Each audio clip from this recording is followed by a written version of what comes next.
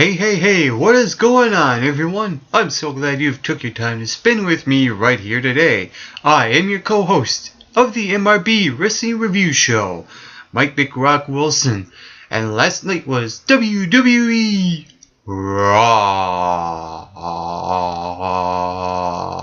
Go ahead, you can loop that over and over now. Make a video out of that.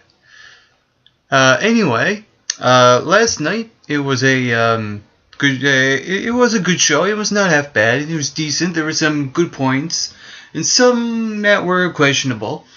But I will. The first thing I would say was that what I really liked about this show last night was that they paid tribute to Paul Bearer, and throughout the show there were some amazing clips of past moments with Paul Bearer and other superstars and the like, Mr. Fuji and Undertaker and Kane, of course.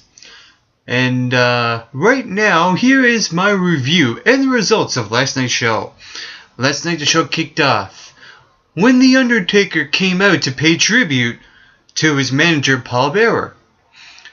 And at the right moment, CM Punk interrupted the memorial for Paul Bearer, and then later was attacked by Kane.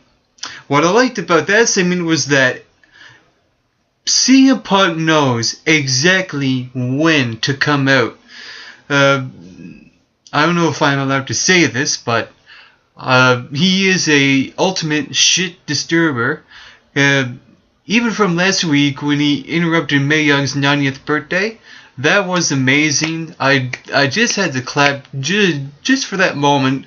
And the same goes with last night's moment where CM Punk Titantron hit and his music cut in during Undertaker's music. And the whole thing was just flat out good. And the way he delivered his message to The Undertaker was excellent. And when Kane came out, it does make sense because Paul Bearer was Kane's manager at one point in his career. So that first segment was definitely worth a watch. Later, now before I get to the next result, last Friday on SmackDown when they went off the air, The Shield came out. Well, no, last Monday night at Old School Raw, when Raw went off the air, after Punk won the Fatal 4-Way match, The Shield came out and took out the Big Show with the powerbomb that were used as seen by The Shield. So last night, Big Show faced Seth Rollins, another member of The Shield, but the result was a no disqualification. It ended as a no contest, where the rest of The Shield came out and attacked the Big Show, and also got the one-up on him once again. And the only thing that bothers me is that Big Show right now is not resonating as a babyface or a good guy right now.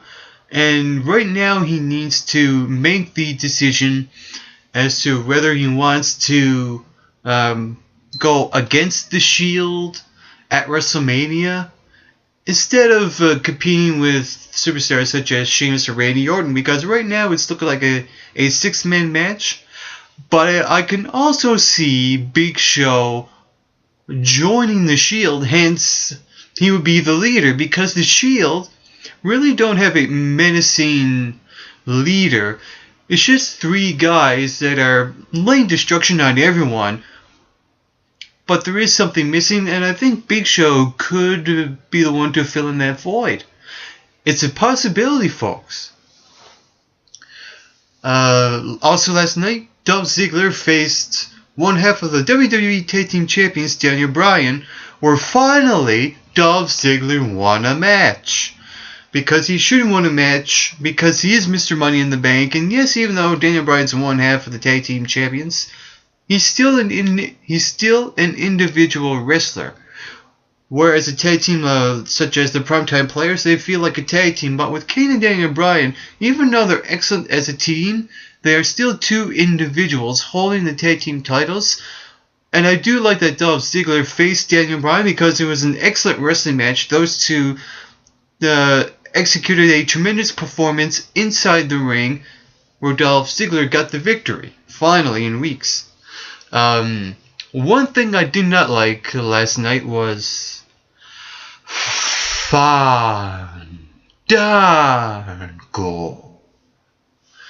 I could still use some work on that, but please, Fandango, get in the ring and be a villain in the ring. We don't need any more teases.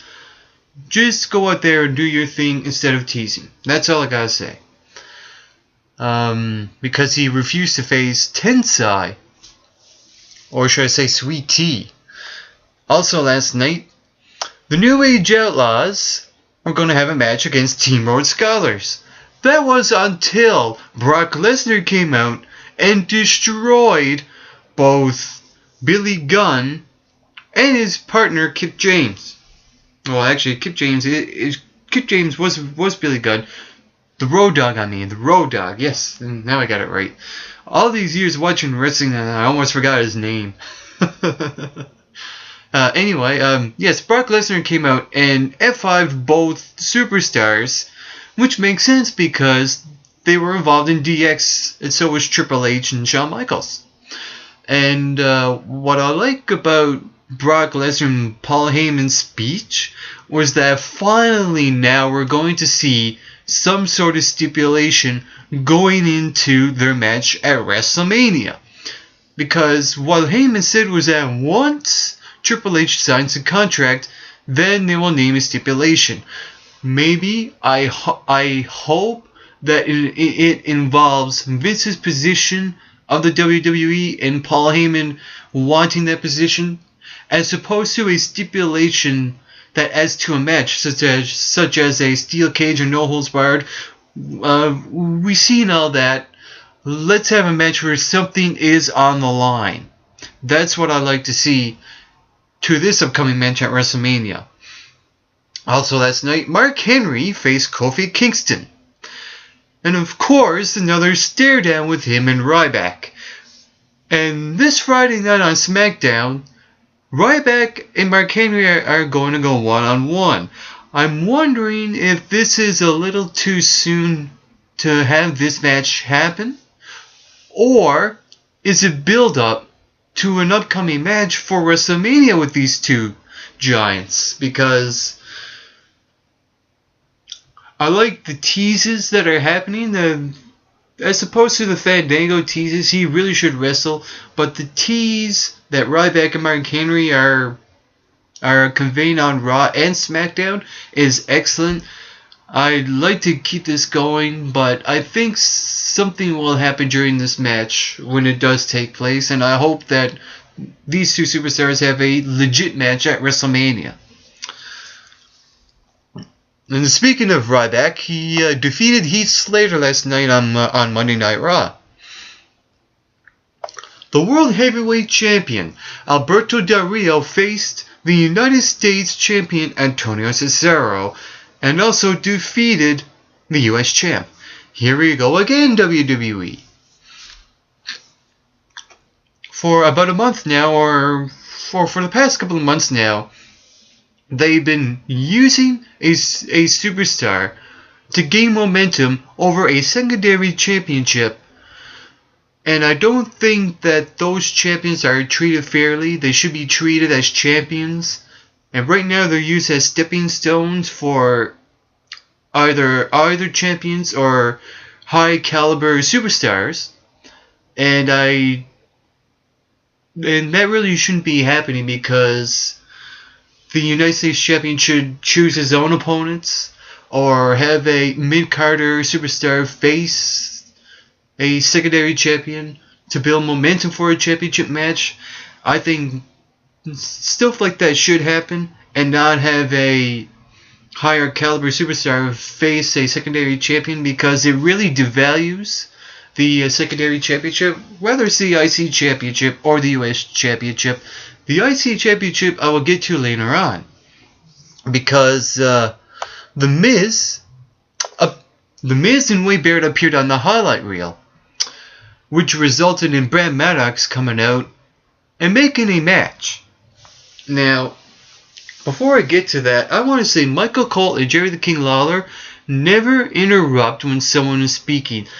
Even if they are so annoying and not very good on the microphone, or if they are good on the microphone or not, do not interrupt the person that's speaking.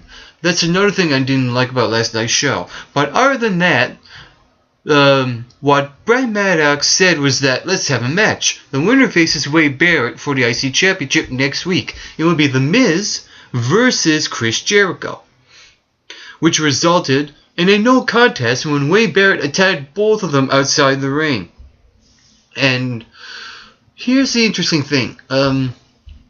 I don't think Chris Jericho needs to have an Intercontinental Championship match. He really don't need that championship anymore. He is beyond that now. And The Miz is not resonating with the WWE Universe as a babyface, as a good guy. So I think because of those two reasons, Wade Barrett will retain the championship. Also last night, Randy Orton and Sheamus defeated Team Rhodes Scholars after they almost had a match with the New Age Outlaws, in which they defeated the Rhodes Scholars, Cody Rhodes and Damian Sandow. And shortly after that match, during the commercial break, the Shield once again came out and attacked. This must mean there must be build-up towards WrestleMania, and I'm wondering if the Big Show will be involved here. What else happened on Raw? Let's see. Also last night, Jack Swagger defeated Sin Cara. It makes sense. Jack Swagger faces a Mexican Latino, right? And at WrestleMania, he's also facing a Mexican Latino in Alberto Del Rio for the World Heavyweight Championship. So it makes sense that he's facing Sin Cara, right? Of course. And what I like about that match was that that move, the Patriot Lock, right now looks devastating, and it's a battle of these submission holds with a cross arm breaker and the Patriot Lock. And also, the WWE Tag Team Champion Kane, one half, in the main event faced CM Punk, and the match went into overtime last night, in which CM Punk was defeated by the Big Red Monster Kane. After that, The Undertaker came out and bowed to Kane, and Kane bowed. And then from behind, adding insult to injury, CM Punk attacked Kane with the urn. He brought it up to the ramp. The announcer saying it's not his property, of course, right? And done his own bow and held the urn as he bowed. It's the ultimate sign of disrespect, and right now CM Punk has really solidified that he's making me believe he will defeat The Undertaker at WrestleMania. I didn't feel that way with Triple H with WrestleMania 27 and 28, nor Shawn Michaels with WrestleMania 25 and 26. But with CM Punk, I feel like that he could possibly be the one to beat the streak, but in the same time, under no circumstance, no matter who The Undertaker faces at WrestleMania, he will not be defeated because of that. And that was my review of last night's Monday Night Raw. I am your co-host on the Make Rock a Bolt Show, Mike McRock Wilson. And to all you viewers watching, get plenty of rest. And always do your best.